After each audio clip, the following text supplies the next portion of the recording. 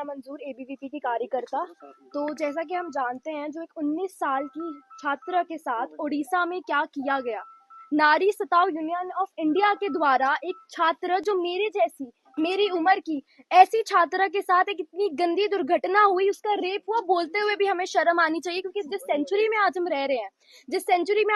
जहाँ पर हमारा देश इतना डेवलप कर रहा है, उसके बाद ऐसी ऐसी स्टूडेंट ऑर्गेनाइजेशन इस भारत देश में रहना जहां पर जिनके कार्यकर्ताओं के द्वारा ये सब हो रहा है, तो हम ये सब एक्सेप्ट नहीं करते हैं। ये पॉलिटिकल मुद्दा समझो या आप इसको एक स्टूडेंट ऑर्गेनाइजेशन के द्वारा समझो, but this is very unfair to a girl who is just 19 years old, because एक छात्रा होने के नाते, इस देश की छात्रा होने के नाते, इस देश की युवा होने के नाते मैं मेरे जैसी और छात्राएं ये सपोर्ट नहीं करती और हम ना कभी सपोर्ट करेंगे। Because it's been so long, इतनी सदियां होती जा रही हैं, आज भी एक छात्रा के साथ अगर ये सब हो रहा है तो फिर हम नहीं कह सकते ना ये देश डेवलप कर रहा है, ना यहाँ के कुछ ऑर्गेनाइजेशन जैसे कि NSUI, नारी सताओ यूनियन ऑफ इंडिया, ना वो कुछ कर रही है। हर दिन प्रोटेस्ट करना,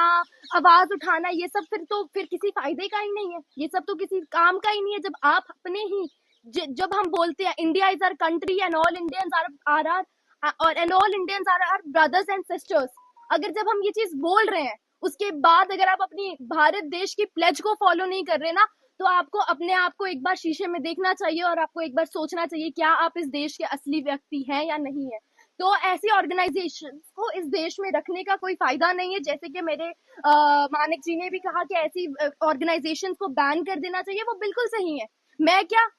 हर छात्रा को उठ के आना चाहिए, हर छात्रा को निकलना चाहिए। ऐसी ऑर्गेनाइजेशन, ऐसी पॉलिटिकल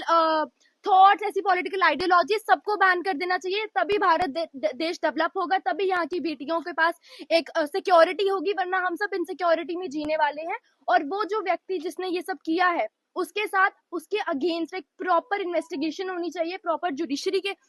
अकॉर्डिंगली उसके अगेंस्ट इन्वेस्टिगेशन होनी चाहिए, उसे अंदर करना चाहिए और उसे प्रॉपर पनिशमेंट मिलनी चाहिए। क्योंकि अगर आज भी उसे छोड़ दिया गया ना, तो कल को वैसे ही कोई नारी सताओ यूनियन ऑफ इंडिया या उनकी तरह कोई और ऑर्गेनाइजेशन उठेगी और फिर किसी छात्र के साथ ये गलत करेगी। एबीवीपी हर उस छात्र के साथ है। मैं एबीवीपी की कार्यकर्ता, एबीवीपी की मैं एक छात्र होने के साथ ये बोल रही हूँ कि एबीवीपी हर छात्र के साथ खड़ी है और हर छात्रा जिसको भी कोई तकलीफ ऐसी आ रही है, वो हमें कभी भी कनेक्ट कर सकता है एबीवीपी के चैनल के द्वारा, इंस्टाग्राम पे, फेसबुक पे, एक्स पे, ट्विटर